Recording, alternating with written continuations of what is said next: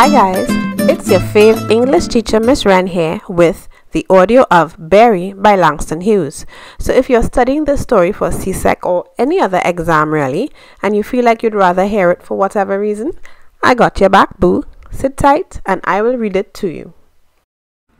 When the boy arrived on the 4 o'clock train, lo and behold, he turned out to be colored. Mrs. Osborne saw him the minute he got off the station wagon, but certainly there was nothing to be done about it that night, with no trains back to the city before morning. So she set him to washing dishes. Lord knows there were plenty. The Scandinavian boy had left right after breakfast, giving no notice, leaving her and the cook to do everything. Her wire to the employment office in Jersey City had brought results, but dark ones. The card said his name was Milbury Jones. Well, where was he to sleep? Heretofore, the kitchen boy and the handyman / gardener / chauffeur shared the same quarters. But Mrs. Osborne had no idea how the handyman might like Negroes. Help was so touchy, and it was hard keeping good servants in the country.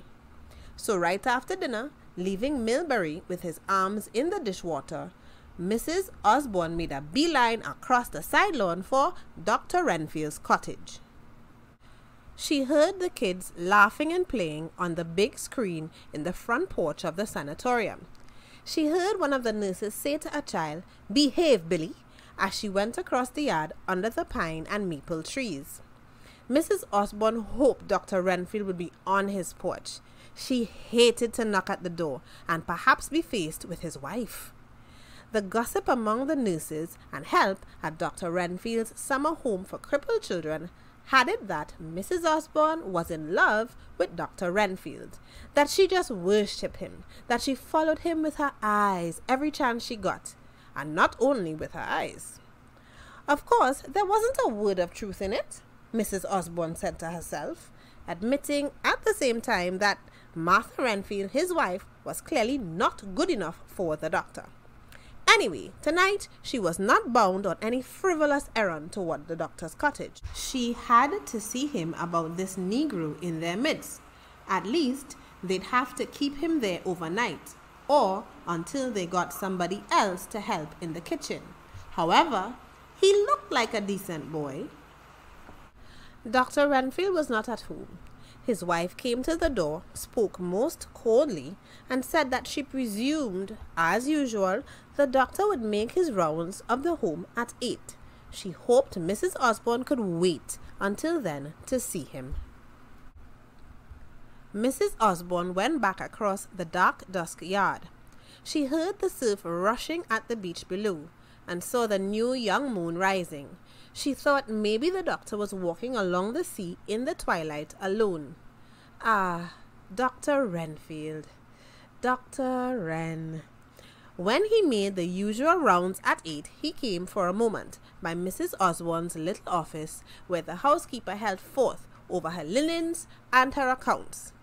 He turned his young but bearded face toward Mrs. Osborne, cast his great dark eyes upon her, and said, "I hear you've asked to see me." "Yes, indeed, Dr. Renfield," Mrs. Osborne bubbled and gurgled. "We have a problem on our hands.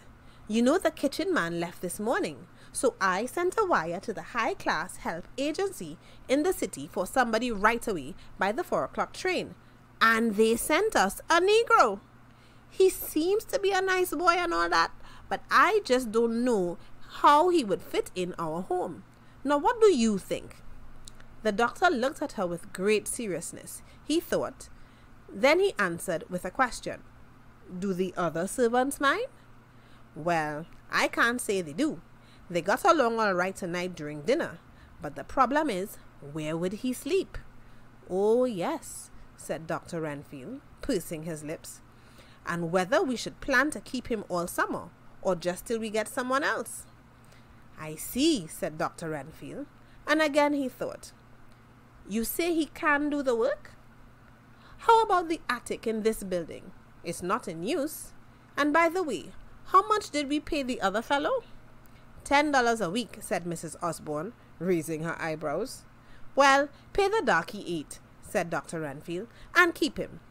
And for a moment he gazed deep into Mrs. Osborne's eyes. "Good night," then turned and left her. Left her. Left her.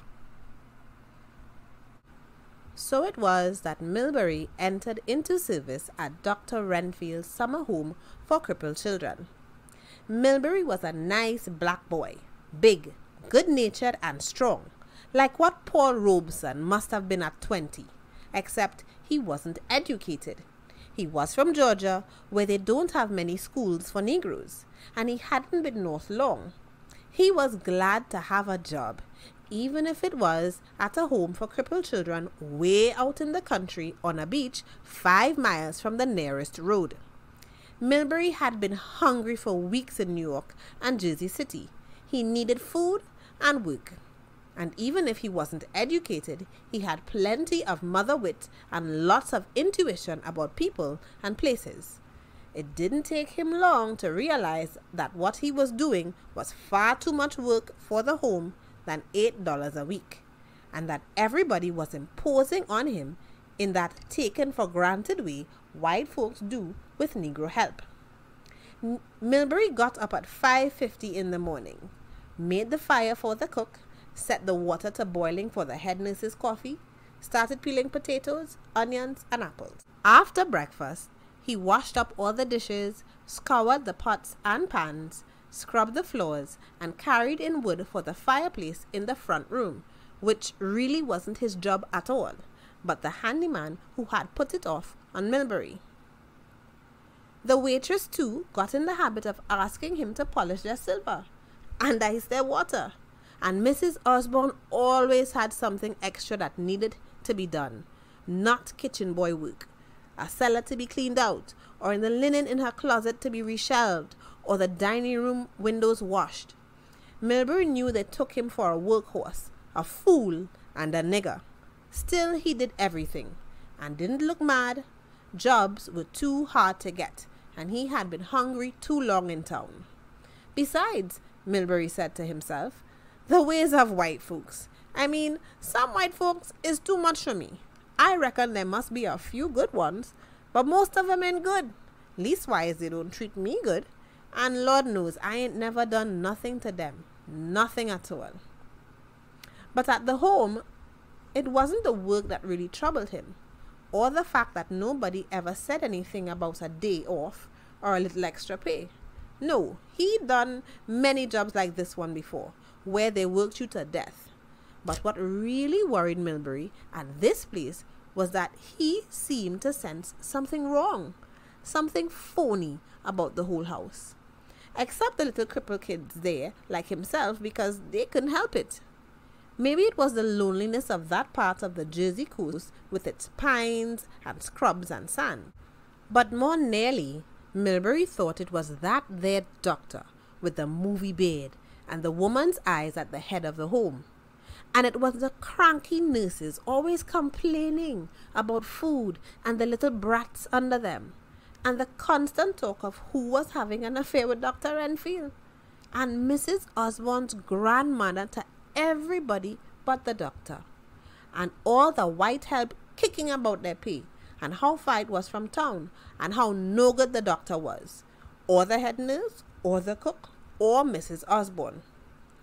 It's sure a phony place, this here place, Milbury said to himself.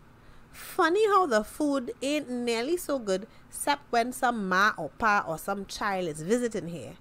Then, when they're gone, it drops right back down again. This here hangout is just Dr. Renfield's own private gyp game. Poor little children. The Negro was right. The summer home was run for profits from the care of permanently deformed children of middle-class parents who couldn't afford to pay too much but who still paid well. Too well for what their children got in return. Milbury worked in the kitchen and saw the good cans open for company and the cheap cans open for the kids. Somehow, he didn't like such a dishonesty. Somehow, he thought he wouldn't even stay there and work if it wasn't for the kids. One afternoon, During his short period of rest between meals, he had walked down to the beach where those youngsters who could drag themselves about were playing, and others were sitting in their wheelchairs watching. The sky was only a little cloudy and the sand was grey, but quite all of a sudden it began to rain. The nurses saw Milbury and called him to help them get the young ones quickly back to the house. Some of the children were too heavy for a nurse to lift easily onto a wheelchair. Some couldn't run at all. The handyman helper wasn't around. So Milbury picked up child after child, sometimes two at once, and carried them up to the broad screened-in porch of the home like a big, gentle horse. The children loved it, riding on his broad back or riding in his arms in the soft, gentle rain.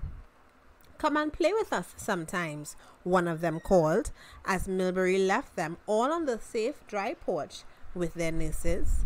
"Sure, come back and play," another said. So Milbury, the next day, went down to the beach again in the afternoon and played with the crippled children. At first, the nurses, Miss Baxter and Mrs. Hill, didn't know whether to let him stay or not, but their charges seemed to enjoy it. Then, when the time came to go in for rest before dinner, Milbury helped push the wheelchairs, a task which the nurses hated, and he held the hands of those kids with braces and twisted limbs as they hobbled along. He told them stories and he made up jokes in the sun on the beach. And one rainy afternoon on the porch, he sang songs, old Southern Negro songs, funny ones that the children loved. Almost every afternoon then, Milbury came to the beach after the luncheon dishes were done, and he had washed himself, except those afternoons when Mrs. Osborne found something else for him to do. Vases to be emptied or bathtubs to be scrubbed. The children became Milbury's friends. They adored him and he them. They called him Berry. They put their arms about him. The grown-up white folks only spoke to him when they had some job for him to do, or when they were kidding him about being dark and talking flat and southern and mispronouncing words. But the kids didn't care how he talked. They loved his songs and his stories. And he made up stories out of his own head just for them. Poor little crippled up things that they were, for Berry loved them too. So the summer wore on. August came. In September the home would close, but disaster overtook Milbury before then. At the end of August, a week of rain fell, and the children could not leave the porch. Then, one afternoon, the sun suddenly came out bright and warm. The sea water was blue again, and the sand on the beach glistened. Miss Baxter, who by now had got the idea it was part of Milbury's job to help her with the children, went to the kitchen and called him while he was still washing luncheon dishes. "Berry, we're going to take the children down to the beach. Come on and help us with the chairs as soon as you get through." "Yes, ma'am," said Berry. When he came out on the porch, the kids were all excited about playing in the sun once more.